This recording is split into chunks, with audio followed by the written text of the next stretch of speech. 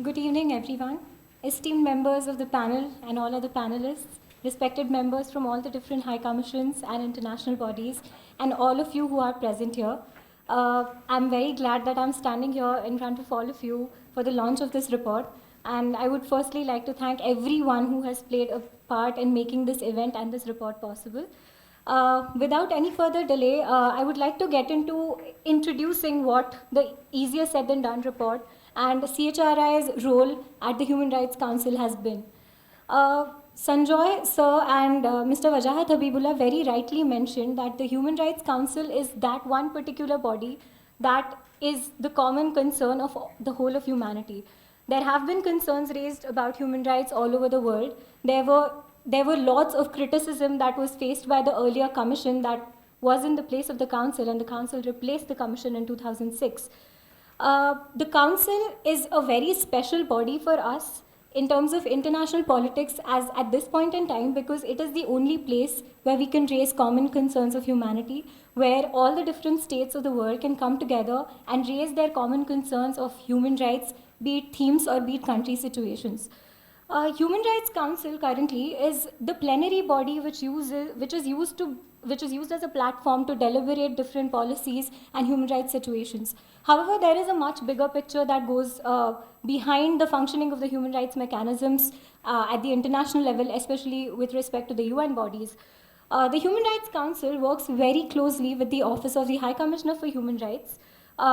There are various other subsidiary bodies that work in terms of making these compliance mechanisms possible. There are something called as the special procedures, who are independent experts and mandate holders for different themes and different country situations that analyze the positions of different countries with respect to their given mandate. In addition to that, all these different countries have signed and ratified to the substantive obligations to different human rights treaties. The conventions also create bodies that monitor the developments that happen in these different countries with respect to complying with the substantive obligations of these different treaty bodies. However, the Human Rights Council is key because members elected to the Human Rights Council are elected on the basis of certain commitments that they make to the global community through their voluntary pledges and commitments that they submit at the time of their elections. There are 5 regional groups through which states get elected to the Human Rights Council with about 47 members. So amongst these 47 members, the council has been such formulated that different geographical areas are equitably distributed. So there are 5 regional groups and we have 47 members. These 47 members make certain voluntary pledges and commitments on the basis of which they are elected for a period of 3 years. Now the council is, like it is mentioned, the primary mandate of the council is promoting and protecting human rights, addressing different human rights violations across the world, be it themes or be it country situations. However, there are a few other roles that the council performs that are not spoken of more, or that do not come into the highlight. First of all, the council works as the main recommendatory body. It also provides investigative procedures and fact-finding missions. Recently, we saw something happen in Myanmar, and a lot of the violations and abuse and was basically, it was revealed because of the fact-finding mission that was mandated by the Human Rights Council. Another very important role that the council plays is in terms of providing technical assistance to smaller states that do not have the infrastructural capacity to take care of their monitoring mechanisms, their compliance, and their human rights situations back home. A very important area of the council that is, again, it is important and not highlighted, is the preventative mechanism of the council. Promoting and protecting of human rights is important, but the role of the council is also to make sure that human rights situations do not escalate. This we have seen in the case of Sri Lanka. The situations in Sri Lanka have been monitored through the past 3 to 4 sessions of the council, and all efforts have been made to make sure that the constitutional crisis and other violence does not escalate. Efforts were also made to enhance this preventative mechanism in case of Cameroon. So the council's role is very important, and one of the most important reasons is because it not only gives a voice to states, but it gives voice to other international bodies, and most importantly, the civil society that works very closely on ground with respect to these different human rights issues. This council then acts as a platform that gives voice to the otherwise unheard voices in the council. And CHRI, through its consultative status, has been able to participate in the council and monitor the performance of the Commonwealth states accordingly. Coming to the easier said than done report, Wajahat sir rightly pointed out that the easier said than done report is a factual analysis of the performance of the countries and the situations that are reported in their domestic human rights applications or mechanisms. We also need to understand that the comparison in the report is not amongst the countries. What we are trying to do here is to analyze the pledges and commitments that the countries themselves have made to what they have actually put in place in terms of delivering human rights commitments. So the report by any chance does not intend to compare countries with one another, but it intends to show a mirror in a way to the different governments that these are your commitments and this is what you are supposed to deliver and these are the gaps. The easier said than done report is also a factual analysis. It is not an interpretative analysis. We are giving out the voluntary commitments, we are giving out the voting patterns, and we are highlighting the important areas and themes that are highlighted through the different civil society mechanisms in the different countries under review. I would also like to mention that the country chapters of the report of the various countries, they were vetted by the civil society members from these different countries. And so we do have a very realistic ground level check on all the thematic analysis that we are putting across. Now, in the easier said than done report of the 40th session of the Human Rights Council, there were a few trends that we have generally largely observed.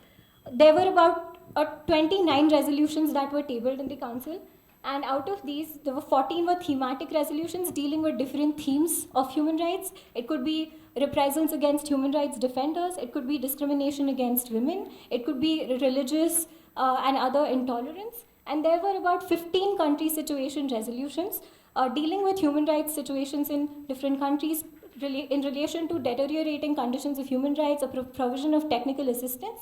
Out of these, about 16 resolutions were adopted by consensus. It is very interesting to note that largely, like over the past few years, especially on the areas of thematic analysis, the Council has largely seen consensus among countries. Out of the 14 thematic resolutions that were tabled this year, in this session of the Council, only 3 were ones that were voted upon. The remaining 11 were adopted by consensus. This basically shows that sooner or later, the Council is acting as a platform that brings different countries together to have a common ideology in terms of what human rights in respect of different themes should be. In this session, the primary themes that were covered were with respect to unilateral coercive measures that are taken, with respect to democracy and rule of law, with respect to reprisals against human rights defenders. Freedom of religion and belief was a key concern in this particular session because there were multiple resolutions that were tabled in relation to this broader theme. There was one particular resolution that was adopted with overwhelming consensus and support from all the states, which spoke about combating negative stereotypes and stigmatization based on religion and race. There was also an important mandate, that is the mandate of the Special Reporter on Counter-Terrorism and Human Rights, that was extended. So these were the key themes that were highlighted in this session. A few of these themes have overlapped over a period of time. Human rights defenders have been a key area of concern, and reprisals against human rights defenders has been a cause of concern in almost across the world. The previous session of the Council, the 39th session, focused primarily on women human rights defenders. This session, it was environmental human rights defenders, and the resolutions are yet to be tabled, but it is said that over the next 2-3 sessions of the Council, they are going to push for a mechanism that takes place, that basically takes care of having internal laws or domestic laws that takes care of reprisals and punishes the perpetrators and challenges impunity. Country situation resolutions primarily were with respect to Sri Lanka, Nicaragua, South Sudan, Syrian Arab Republic. However, a pattern that we have observed in this session as well as in the previous sessions is that there is less consensus in terms of passing or like adopting of country situation resolutions for principled foreign policy stances that a lot of countries have. With country-specific resolutions, it is absolutely important, as a lot of other country foreign policy situations also arise, that the council must require a consent of the country that they are providing assistance to. In terms of country situation resolutions, we are not only looking in terms of human rights violations, but we are also looking at providing technical assistance and cooperation to these countries. So when we speak of countries like Georgia, or when we speak of countries like Mali, the Council has played a very important role through its resolutions consistently over the past few sessions to provide this assistance and to go back to the country and see what they require. Another common trend that we have seen over the past few sessions, as well as in this particular session, with reference to the Human Rights Council, is something called a clean slate election. So there are members elected from different the 5 regional working groups. However, as we all know, the elections are fair and free only if there is an opponent. If there are 5 slots open for an election and there are only 5 candidates, it sort of creates a question on the credibility of that election, and that is a pattern we have been consistently observing for the past few sessions and past few years at the Human Rights Council. It is very important to note that the election for the Human Rights Council membership that took place in 2018, all the 5 regional groups had a clean slate election. All the 5 regional groups. And currently, out of the 11 member states that we are reviewing, only Pakistan is the member state that came in through an actual election. That is an important area that we have been noting. I mentioned about voluntary pledges and commitments. Basically, in order to get elected to the Human Rights Council, the states are requested to submit their voluntary pledges and commitments, vis-a-vis which their performance at the council and their performance at ground level is vetted and is monitored. It is important to note that the only country that has not yet submitted a pledge, voluntary pledge, is Rwanda. It is a voluntary pledge, but it is urged that countries submit the voluntary pledge so that their performance can be evaluated in a more objective way.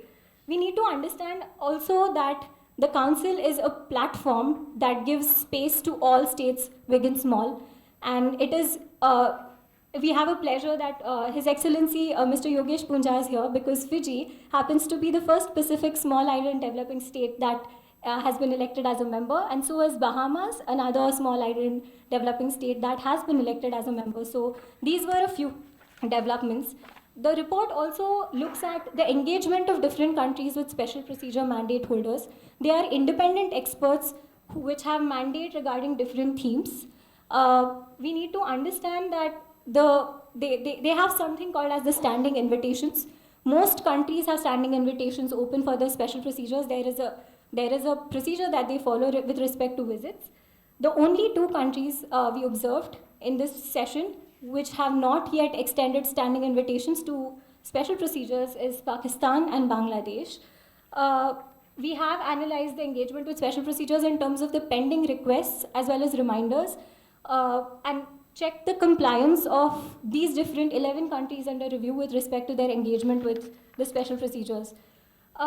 We also looked at the ratification part of the 10 main human rights treaties or instruments that exist, out of which we found out that only 3 out of the 11 countries, Commonwealth countries under review, have ratified the Convention on Migrant Workers, and the least ratified convention happens to be the Convention Against Enforced Disappearances. It is important to understand the reasons of the non-ratification of these treaties, and that is a common area of concern that needs to be seen. In terms of reporting obligations, whenever a country ratifies a treaty, they have to submit regular reports to the body that has been created by the convention. We observe that Australia and UK have been greater compliant. Whereas there are a lot of countries that have not submitted a particular treaty body report for over even decades. And reasons also require to be seen in that respect. For example, Nigeria has about 6 reports pending. For Bangladesh, the UN the Convention Against Torture report, has been pending for over 2 decades now. And there have been sufficient delays. So it is normally said that about a delay of 2 to 3 years is acceptable, but we have observed delays of over 5 to 10 years in terms of reporting to treaty bodies. And that shows somewhere a lack of commitment on the part of countries to reveal their human rights compliance. Lastly, due to lack of time, I will have to conclude. One more thing we needed to highlight was the Fiji and Bahamas, as I said, were the 2 small island developing states, which basically shows that the Council is opening up as a more equitable platform to raise voices and concerns of human rights. We need to also understand that every voting pattern of different countries is based on their group the bloc foreign policy as well as individual foreign policy. In line of that, we also found that the African group and the Asia Pacific group did not, they voted in favor of all the thematic resolutions, but there was greater resistance in terms of country situation resolutions. What we found in terms as major challenges in the report was vague and ambiguous pledges. Some countries, these pledges are voluntary, but they are really broadly worded. So in order to objectively monitor the compliance and in order to objectively analyze the performance vis-a-vis their commitments, it gets very difficult when the wordings are broad and ambiguous. That was a major challenge even in terms of analyzing compliance with respect to this report. A clean slate election, which turns out to be a trend that has been going on for the past 3-4 years, is also a cause of concern, and if not too much, can raise questions regarding the credibility of the Council as a platform that raises human rights concerns for all, not just a select few. And lastly, lack of implementation and follow-up. The problem with Human Rights Council mechanisms is that there is greater resistance in terms of what the states consider their sovereign boundaries and in terms of having an international oversight mechanism. This has also been seen, this has been seen with the Commission previously, and this was also seen with the Council. There have been difficulties with terms of following up and and looking at monitoring the implementation of these human rights commitments. With these major challenges, it's just about hoping that with the Council opening up and with more voices being heard, that the fact that these are easier said than done are taken into account, and we so happen to say that they are said and also done.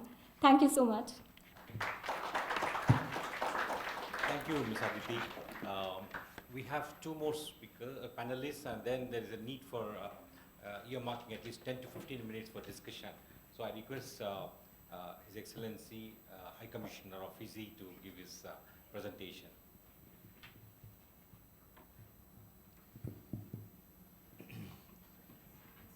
Thank you very much, ladies and gentlemen, Your Excellencies. First of all, having heard this presentation, I think you all can realize that it's highly technical. I'm not a technical person, I'm a businessman, come diplomat, so I will not talk the technical language that I've been given to present from Geneva.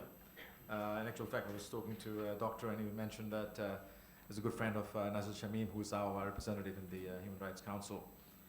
Now, what I wanted to do is, there's a mention of Fiji a few times in the discussions, is first of all put the perspective straight. Small island nations, some of us have different development stages. Next year we'll be celebrating our 50th anniversary, so we're 50 years old. And between these 50 years we have had our hurdles. Many of you understand the crisis that Fiji went through. We are also a very vulnerable state. We have cyclones. We just had a Category 5 cyclone in 2016 that wiped off $1 billion of our economy. So some of these challenges take us 5 steps up and then maybe 3 steps back. So those are the developmental phases we have. Now, just to give you a perspective of what our nation is about. Yes, I'm talking about Fiji specifically, but be mindful that the Pacific Islands, there's 14 of us in the Pacific Ocean. Yes, there was mention of Bahamas and other small island nations as well. But I will confine my thought process to the Pacific. Our country, we have 9 lakhs of people, and we have 9 lakhs of tourists. So that tells you how small we are and how constrained we are.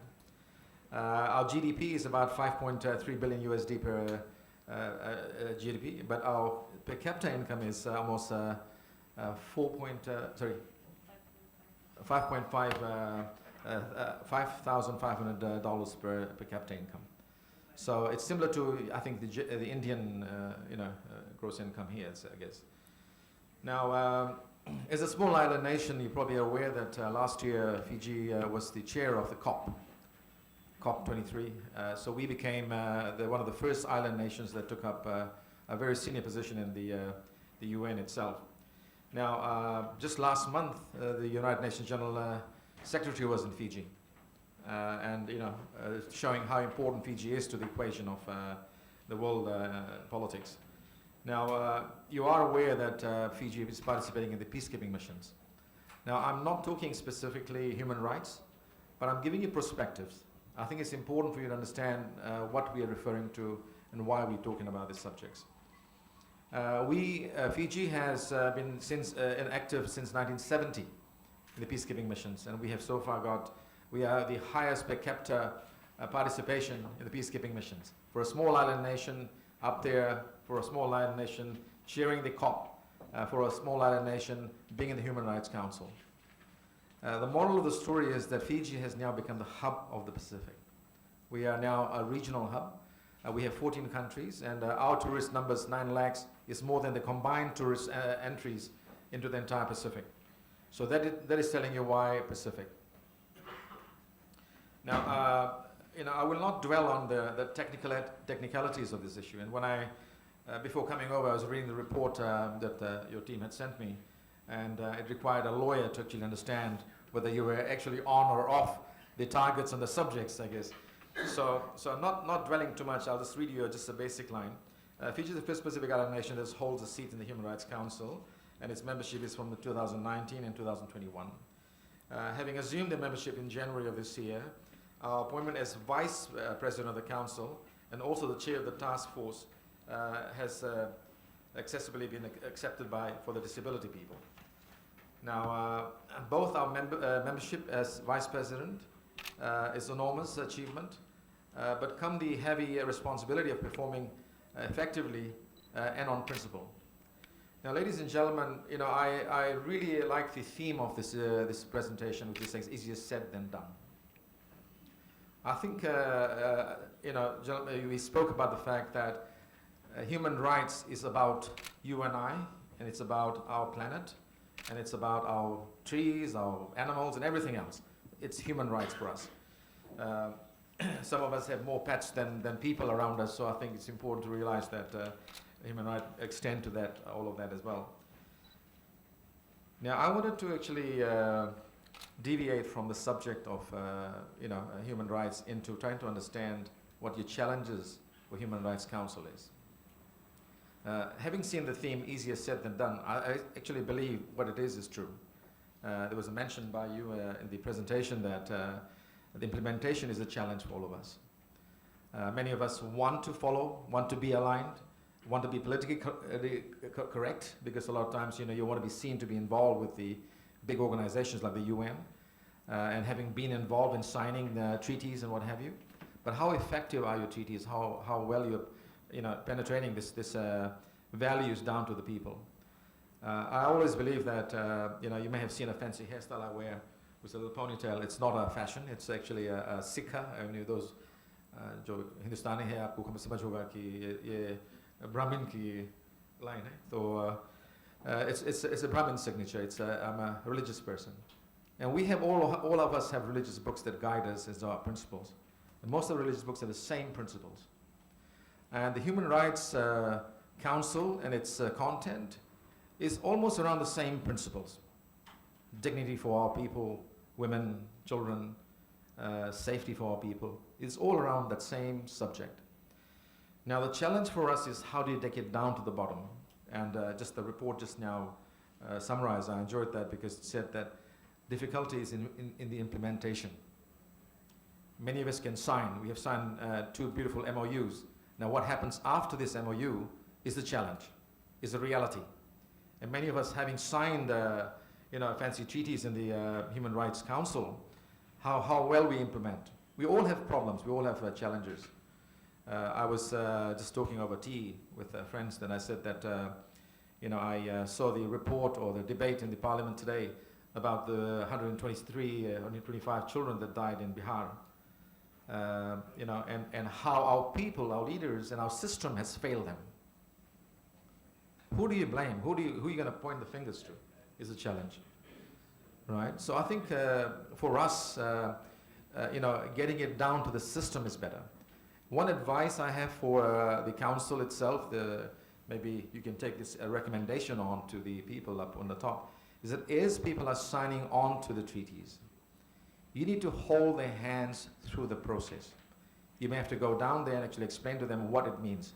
Because each one of our values are different. What I value, for example, in our report on Fiji, there's a mention about the LGBT community.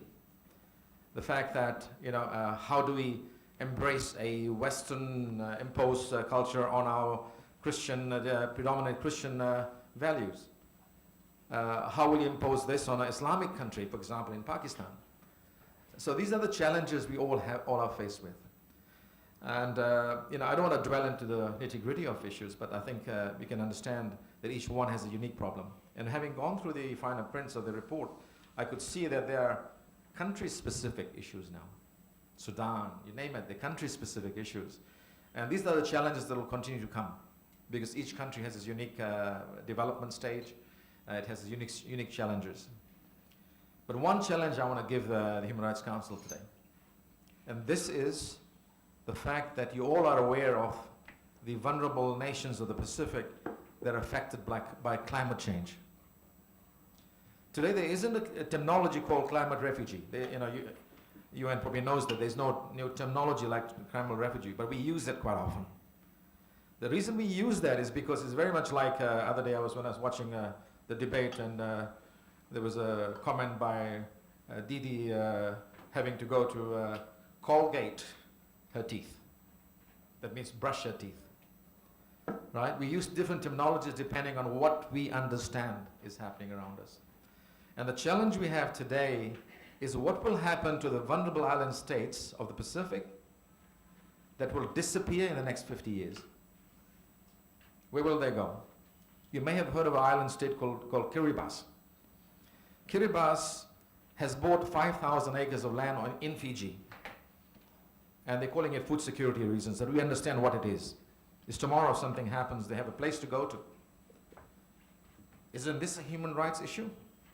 If anything, this will be the biggest single human rights issue coming up as a challenge to the Council. Today you have crisis in North with water crisis. And it's been very clearly stated that down the line, water will be the major resource that everybody will be fighting for. And I also believe air will be, because at the moment pollution levels in India is a major challenge, and you need to address that. So you are letting your people down. The decision makers are not taking the right decisions. Yes, they are thinking of economic development versus human suffering. So for me, rather than dwelling into a really lengthy report about what we have achieved and what we have done in the Human Rights Council, I'd rather just bring one specific subject to you, is climate change. And the climate change, like my Prime Minister has very, very aptly said, that we are all in the same canoe. This will affect each one of us. So please look at this subject. The smaller issues that all the countries, even having signed the Human Rights Council's treaties and undertakings, still have issues happening. The drought in Chennai is not your Prime Minister's problem or fault, not problem but fault, sorry. Because how can you control those issues? It's climate related today, your monsoon's late. So what I'm saying is that issues do happen in countries, even if you have signed and you agreed and you've endorsed and you've pledged. Small issues will always continue. Ladies and gentlemen, thank you very much. Thank you, Excellency. may I now request my colleague, Professor Sudarshan, Dean of School of Government and Public Policy, please. Thank you, Professor Murthy. I'm not particularly qualified to talk about this, but that's in fact my qualification. This report needs a very wide audience of lay people who don't have to have legal knowledge or foreign office experience. And that's because very little about the UN system and its procedures are known to the general public. What is worse is that very little of it is known within the echelons of government. If the only people knowledgeable, I dare say, and I can wager this, about all the treaties to which India is a party and the reports that it has submitted would be a small group in the Ministry of External Affairs. And in none of the other ministries would people have the slightest clue. I have to say this because there is a certain arrogance on the part of large countries like India and China, the United States, or the founding members of the UN, if you like, the 5 members of the permanent members of the Security Council, that they take this institution somewhat for granted and don't pay serious attention to the enormous work that it actually manages to do.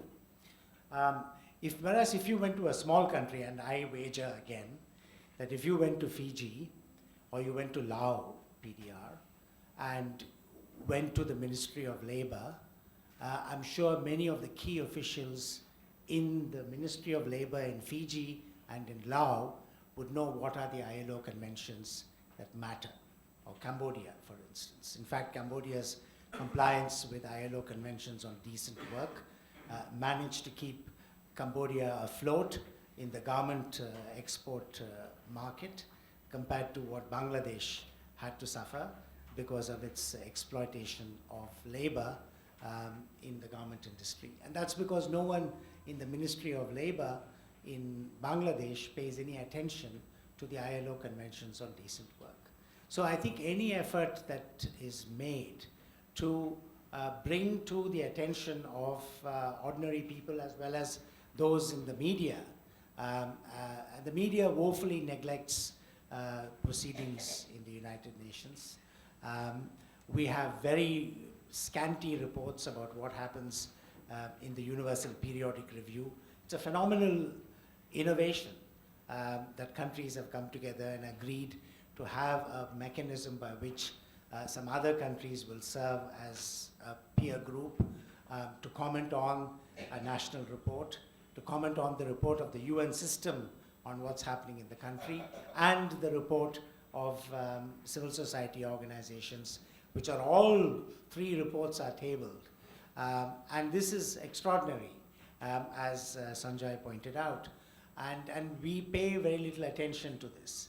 So my concern is that, we need to have a program where everyone in the state governments, in the district governments, as well as in the Union Government of India, are informed and educated about what is it that we have ratified treaties.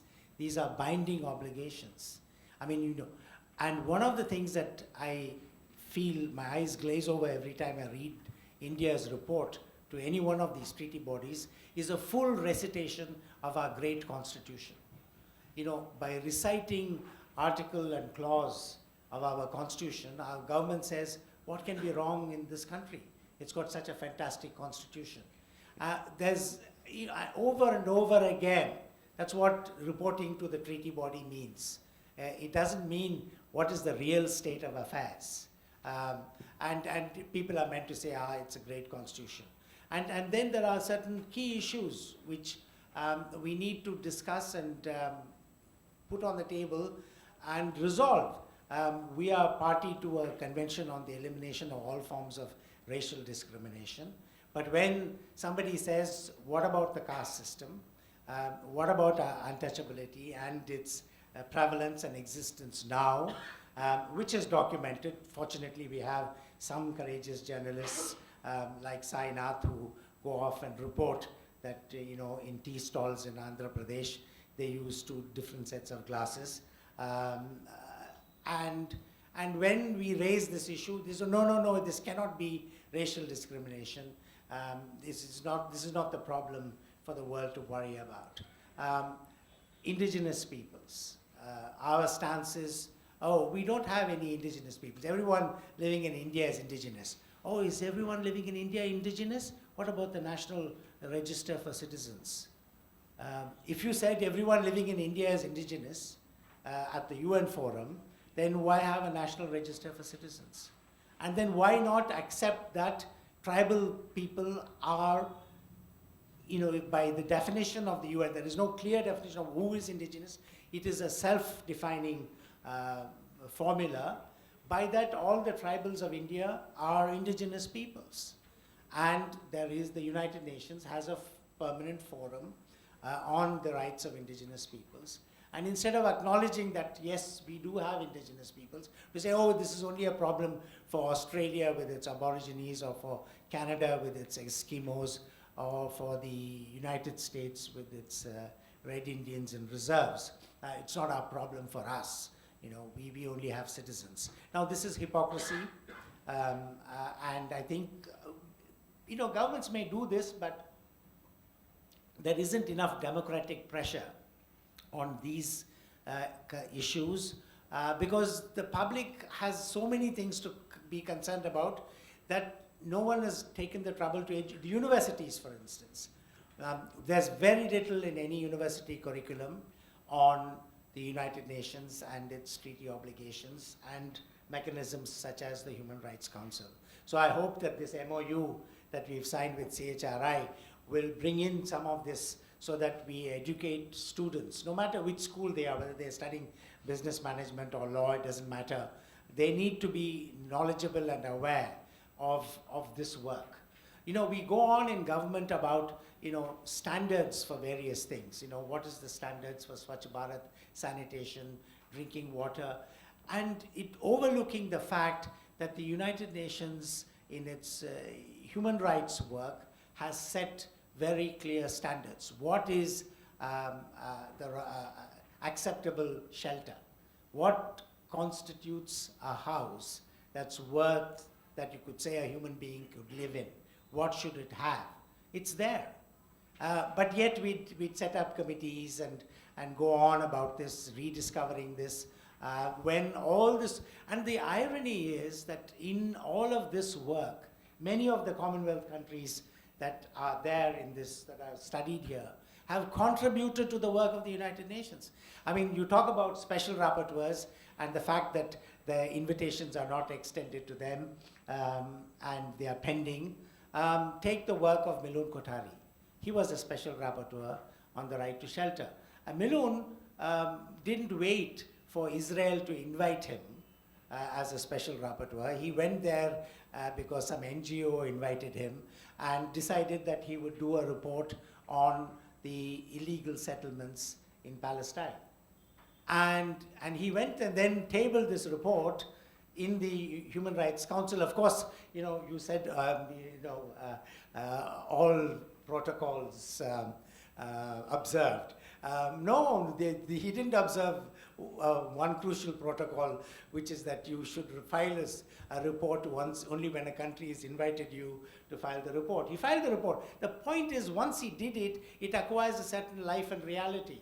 That report got attention, it got noticed, it had the impact that it was intended to have. Hina Jalani, Pakistan has not invited any, but it's got two special rapporteurs who did wonderful work for the United Nations, and they're both sisters. So the irony is that a lot of, even the very inception of the United Nations, the work on the conceptualizing something like moving from the Human Rights Commission to the Human Rights Council, in all of these innovative changes and reforms that have happened in the UN, our countries, especially the Commonwealth countries, have played a big part. And yet when it comes to the day-to-day functioning and their obligations towards this institution, they kind of take it for granted. So I have to say, and that it's only the small countries that take the United Nations and its instrument. Laos opened an embassy in Geneva in order that it's seen and present with the Human Rights Council because it's located in Geneva. Why would a small country like Laos spend money in placing staff there? Because it says the United Nations is the only forum where in the General Assembly, even a small country like us counts as one as much as the United States or China, and it matters to us. So I think we need to shed some of the larger, older sort of sponsors of the UN and its bodies, like mostly the United Kingdom and India, have to introspect as to why it is that we treat this institution as if it's something out there once in a way. And then we take a very absurd stance. When the High Commissioner for Human Rights produces a report on the status of what's happening in Jammu and Kashmir, you've got to take that seriously. You can't cast aspersions and say that this person is from a particular country following a particular faith. This kind of ad hominem attacks are the worst kind. I mean, it just shows total lack of intelligence to use an ad hominem when you're dealing with somebody who has the office of the High Commissioner for Human Rights. You ought to respect the office, not say that the holder of the office is to be doubted and the report is to be dismissed and scorned. And now this is completely unacceptable, and there should be a very strong resistance. I mean, Sanjay referred to a period of time when we all got worked up about the Vietnam War or about apartheid in South Africa. I think the situation is no different now, and this MOU, I hope, will stir up. I mean, I often feel that the students in my university are a rather apolitical lot, all concerned about, they think the fees they pay is an investment, they must get a return on it, some big pay packet and placements guaranteed to them. I mean, that's not what education and the university is all about. Education and university is all about caring about other countries, other people, human rights. And I hope this association with the Commonwealth Human Rights Initiative would stir us up for this. I'd also say that for its part, the Human Rights Commission and the United Nations needs to also reform. I mean, why have, each treaty body having one set of commissioners? In any case, their work is voluntary. They are not paid. It's a labor of love. The former Chief Justice of the Supreme Court of Mauritius was chairing the Committee on Social, Economic and Cultural Rights. I mean, for no payment, you just do this work. But then for each treaty, there is a committee. Now, you could have a system where you, instead of meeting at different times and expecting the countries to show up, you could say, why don't we have an annual meeting and review a country with respect to all of its treaty obligations. You could have a panel that does that instead of each treaty body having its own bureaucracy and own set of people. So these are simple things that one could do to say that the periodicity of these meetings, the number of these committees can be brought down, countries could be helped in their reporting, and so on. So a lot of this is not willful. I mean, some of it, of course, when Philip Alston writes a report on how the welfare system of the United Kingdom post-war and its National Health Service and its welfare service has been dismantled by successive governments, including New Labour and Tory, and what a pathetic state its population is now in confronting extreme poverty. Of course, there's a reaction. Phil Alston is some Australian bloke who's migrated to the United States. He doesn't understand the United Kingdom. And in the United States, they'd say the same thing to him. He did a report on the United States, on extreme poverty in the United States. So it's understandable that countries kind of react when a special rapporteur writes something they don't like. But the point is that there needs to be much more debate and knowledge about the reports of the special rapporteurs.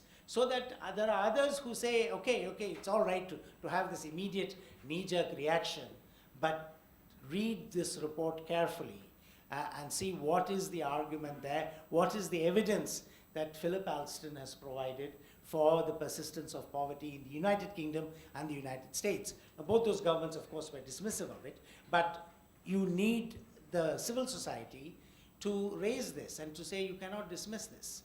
And that's the big attraction of having an independent special rapporteur. I mean, you know, as I said, you know, we've made great contributions to that. The independent expert on the right to development was Dr. Arjun Sengupta. And Dr. Arjun Sengupta was one of these technocratic, if you like, economists who only thought about public finance, GDP, international trade. And when he discovered human rights, it was a revelation. I mean, it was for him the road to Damascus. The man changed, as a result of which he produced a report on the unorganized sector in India, on the informal sector, which of course the government shelved. But it's a fantastic report. It's a report written by someone who headed a team full of passion and commitment. So this is what I mean. So I think we need to take the reports of this kind, we need more of them, and we need to get our students and young people educated about it, and to get them onto the streets. You know, unless that happens, that's a time-honored solution, a manifestation or a demonstration, as we just witnessed in Hong Kong. We need it, and we need to encourage our students to do that. So thank you, sir. Thank you, Professor. A couple of decades back, a civil society representative from Nepal lamented. He said, my country signs every human rights convention, but comes back home and does nothing about it. If this is the case about, you know, the treaties which are, you know, signed and ratified, and the Professor Sudarshan referred to the hiding behind the unenforced constitutional provisions. In fact, I have seen many countries also mention about their legislations. For instance, India cited the Persons with Disabilities Act 2016. There's a national action plan on children, what you call national policy on children.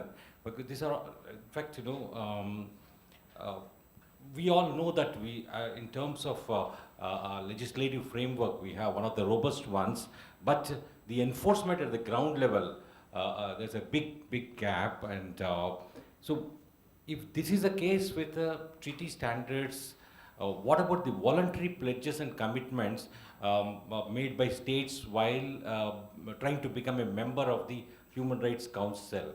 And many of the voluntary pledges are couched in very general terms, and there are no specific commitments. A lot of interesting ideas have come. There were references to Myanmar, Sri Lanka, and also technical assistance, freedom of religion, belief, and also clean slate elections. And also the very few countries signing and ratifying the Migrant Workers Convention and the Convention on the Enforced Disappearances. Professor Sudarshan, you mentioned about the indigenous people. When there was a UN declaration on the rights of indigenous peoples, initially China opposed it, and then suddenly turned around and said, yes, we welcome the adoption of the UN declaration, and made a statement that there are no indigenous peoples in China at all. In fact, you know, the Tibetans can be regarded as the indigenous ones within China. So there is in fact, what happened, like the Commission on Human Rights was discredited for many reasons about double standards, selectivity, and going after small and medium countries and leaving out the big fish. And when the 2005 UN General Assembly Summit, when there was a decision to replace it with the Human Rights Council, in fact, there was a lot of hope, and that, you know, it will lead to a better situation. Even the adoption of the Universal Periodic Review as a mechanism, there was a lot of expectation from the civil society that, you know, it will lead to a better situation. But, you know, we find still states being, you know, the Universal Periodic Review being a peer review process, still, you know, there's a lot of backslapping by states, praising each other, and a lot of them, still you find, despite tightening of the provisions regarding election of members, and still you find rogue states getting elected because of politicking and because of other extraneous consideration. So there's a long way that needs to be go before there's a full-fledged commitment to the protection and promotion of human rights. And there was a mention about Human Rights Council being a recommendatory body, and maybe that is at the crux of the issue, and also the peer review process, where the states are the violators and the states have to judge the violations, and at the end of the day, the decisions are made not purely on human rights lines, but on other considerations. And so with these few words, I just want to open the floor for discussion. Anybody who wants to ask a question, please raise your hand, and also mention the panelists to whom the question is addressed. And be brief. And, yeah. Okay.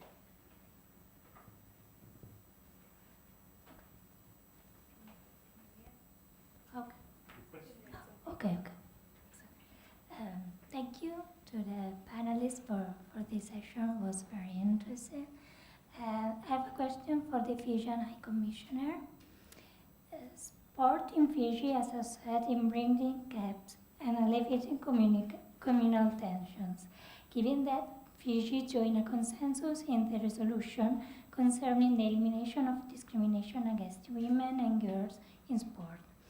So could you, Your Excellency, elaborate the measures that have been taken so far? Thank you. Can we collect a couple of questions before?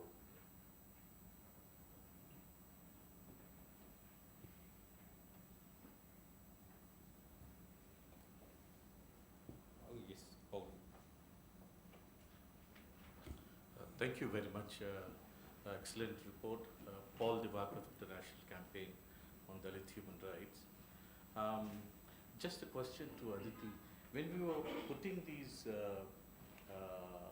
the discussions, the pledges and all that, I have not seen much on anti-discrimination and specifically focusing on discriminated communities, education, discrimination and others. Has it been covered and I didn't notice, or you have not? Because my evidence here shows, and we follow the UPR pledges and all that, there are at least 14 pledges that have been accepted by India. But of course, it's a midterm review. So are you focusing only on the 40th and therefore it doesn't come in? Or you have chosen to exclude? I know you will not exclude the excluded. Hi, I am Sharif from Quill Foundation, and what Professor Ramaswamy pointed out and Mr. Murthy pointed out, we are aware of India's very shrewd handling of its own human rights problems at the UN. At one level, it's a reiteration of India's own culture and constitution, and also standing invitations, and yet not allowing or any rapporteurs to come in, or even accepting any advice, communications.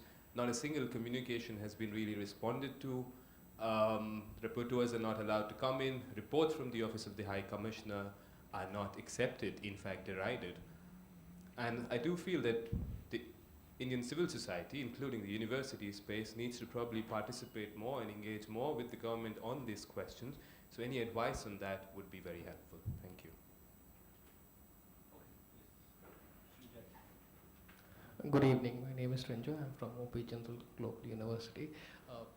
Just like Professor Murthy just mentioned, the point of the council was to progress from the commission, and I think somewhere along the line with, this is a question directed to Aditi obviously, and my news with the council is not that update, so you may correct me if I'm wrong. Things like item 7, which specifically focused repeatedly on the occupied territories in Palestine and Israel, do you think that alienates a lot of the larger groups, larger states and certain groups of nations from actually contributing to the, the implementation of the rights which were already, for which the standards are set pretty earlier on, and the intention of the council was to actually implement rather than standard setting. Okay, last question. Okay. Good evening, my name is Ronak Jaiswal. I am a research assistant at OP General. This report I have been going through, it is like very well written, and I would like to ask you a small question. How do you propose to intend to implement the suggestions, the problems that we are listing out here? There are a lot of problems. What is the way forward? How are you suggesting that we implement them? What are your solutions? I would love to know about that. Thank you.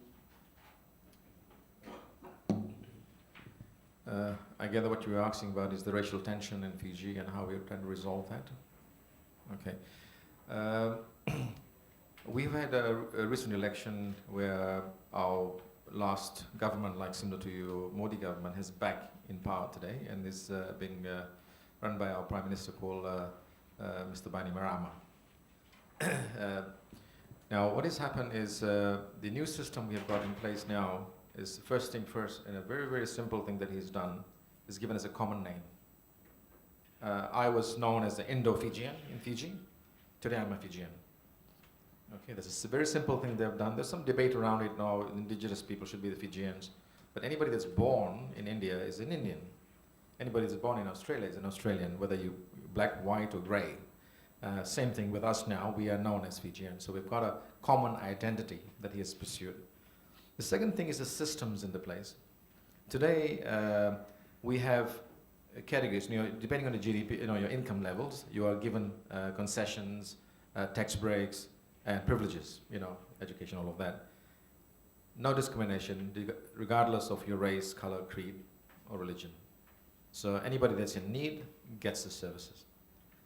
Another interesting thing that they have done in the government system is the recruitment of government officials. For example, I'm a businessman, I retired, and my father recommended that I apply for this job of an ambassador in the government system. So I actually applied. I had 2 interviews before I was selected. So it's called an open merit system. And it is all to do with the capability of people. So today, everybody's selected on his credentials. I've got nothing to do with color, creed. Previously, the systems in the previous government that we had prior to this government was called positive discrimination, meaning that they purposely said this quota, this many seats, was for the indigenous community versus the non-indigenous community. So these are some of the moves that they've made, and you can see it. And one very common denominator we have between the different types, the Indian community of Indian origin in Fiji is 43% of the population. Okay, and we have a sport called rugby, and you may have heard of rugby sevens, which is where the Fijian team won the last Olympics in Rio, the gold medal. So the game of rugby, whenever it's played, the sevens, you cannot tell the difference between black, white, grey, or anyone. We are all united in one. So this one particular sport out of blue has actually united our people. Thank you. Thank you for your questions. So, first answering your question, the thematic areas that we've covered in this particular report are based on the kind of resolutions that were tabled and on the basis of the reports that were submitted. So we have covered issues regarding discrimination, racial discrimination, and the excluded community in the previous, I believe the report on the 39th and the 38th session.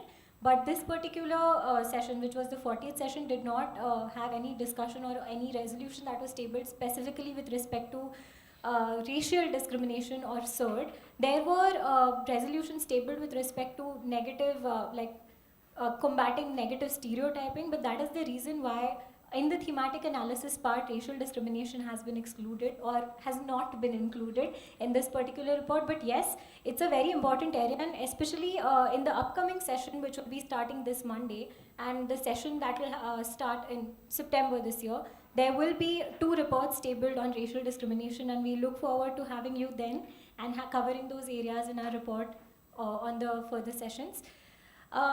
Regarding the question on item 7, yes, that has been a point of contention in the council We recently know that the US withdrew for that very reason. However, and you rightly mentioned, the council was put in place to go forward and to progress from the commission that was in place, and there were problems and there were challenges. We need to acknowledge that those problems and challenges do exist even today, although in lesser forms. But yes, something like item 7, or even with respect to country situation resolutions, like I mentioned, it is often taken into consideration that countries are singled out, and that does alienate a lot of people. However, I believe that something like item 7 should solely not be a reason of alienating an important body like the council, because fundamentally and principally, countries like Australia and UK are also against placing item 7 as a separate agenda item. However, they still engage with the council on that. They make sure that their votes are explained whenever there are resolutions with respect to item 7. So, well, yes, the fact of the matter is that it does alienate a few people, but the should part of it is that it should not. Going about the solutions that you were asking for, I think the purpose of this report is to enhance engagement of the civil society with states, all with different stakeholders that are a part of the council. We need to understand that it is the states that make these recommendations. The council is composed of states. The rest of the people who participate in the council are stakeholders. We need to make sure that this engagement gets forward. We need to highlight the fact that the reports, like Professor Sudarshan Ramaswamy mentioned, that I mean, you very rightly mentioned, sir, that especially like reports on CCPR or like something like CESCR often just have broad values and constitutional provisions written without any semblance to the domestic realities in the country. We need to make sure that through civil society, through reports like these, through educational institutions, we engage more with the actual decision makers who are sitting at the council. And so in terms of providing solutions, yes, also the solutions are easier said than done. But we need to make sure that the engagement continues so that these discrepancies and gaps are brought to the notice of the people who actually make those decisions. So I hope I've answered your question. One follow-up, please. What I was trying to say was, how are you going to enforce them? What are the solutions for enforcement? That was it. So there cannot be an imposition. We need to understand that it is the UN mechanism that we are talking about, and where we are talking about an international polity, we also need to understand the fact that UN is a composition of sovereign bodies, so there is no aspect of imposition. What we can do, or enforcement, like you said, what we can do is highlight the situations, the difficulties. We can say these are broad-based recommendations. We can say that these implementations have not been followed. What can be done in terms of, basically it can work as a pressurizing mechanism where you know that people are actually noticing you and your conduct in terms of what your commitments are and what you're actually delivering. So that is the role that we as civil society or as citizens can actually play a part in. There cannot be an element of imposition or enforcement in this respect. I would also like to add, sir, you mentioned about a streamlined reporting mechanism. There have been talks about creating or revamping the system of reporting in the HRC as well. So there are mechanisms in place now whereby countries can submit a centralized report with respect to all their treaty obligations, and then they get disseminated to the different treaties so that the countries do not have to submit separate reports. This is in process, but it will take its own sweet time. I hope this does fall in place, so it will make a lot of things much easier. Thank you. Thank you. I just have to endorse the main message, which is that reports such as this are welcome. We need many more of them, and we need to educate a lot of people about the UN and its mechanisms and the obligations that countries have. It's also one of the things to note about India, at any rate, there's a whole session on India, is that our Supreme Court has been in the forefront of taking India's international treaty obligations seriously. many of you would have known of a judgment called the Vishaka judgment, when there was no legislation whatsoever on sexual harassment in the workplace. The Supreme Court decided that since India is a party to the Convention on Elimination of Discrimination Against Women, those principles are binding, and was thereby able to direct all public institutions to set up committees. So India has been in the forefront of, at least the judiciary has said that applying international norms in domestic or municipal jurisdiction is valid, important. Now, we underestimate the enormity of this kind of a position, because if you looked at the United States Supreme Court, the United States Supreme Court has consistently held that there's no need to refer to anything except the United States Constitution and United States precedents. What is decided in other countries on the same issue is irrelevant as far as the US Supreme Court is concerned. So there's a kind of a, an arrogance of that kind in the US Supreme Court, whereas the Indian Supreme Court has, in fact, the adoption of a resolution on applying international human rights norms in domestic jurisdiction was initiated in 1988 by Justice Bhagwati. He had a conference in Bangalore. It's known as the Bangalore Principles.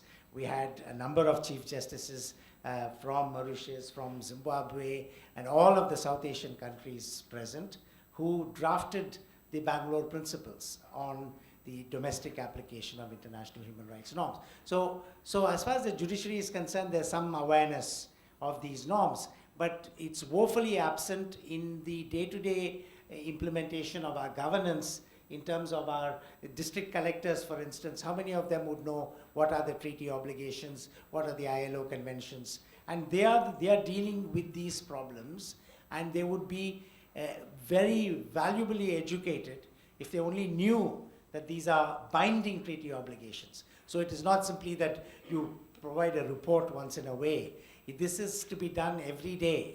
And in that regard, I think we all have our jobs cut out for us, which is to educate a great many people about these, because this is all excellent work. I mean, and it's very painstaking work, and it's work and the formulation of the final resolutions is a result of very intense negotiations. And this is, so it's kind of paradoxical that the entire international community engages in formulating a set of standards for human rights after several meetings and so on, whether it be the plan of action in Beijing, for instance, with respect to women, and then no one in the government bothers about it afterwards. So this is something where the gap in knowledge is something we need to bridge, and it's an obligation for the university and for civil society organizations to do. Thank you, Professor Sudarshan. I wish to thank all the panelists for their remarks. And before we move on to the next panel, I'll request Professor Murthy to felicitate His Excellency Mr. Punja and also Aditi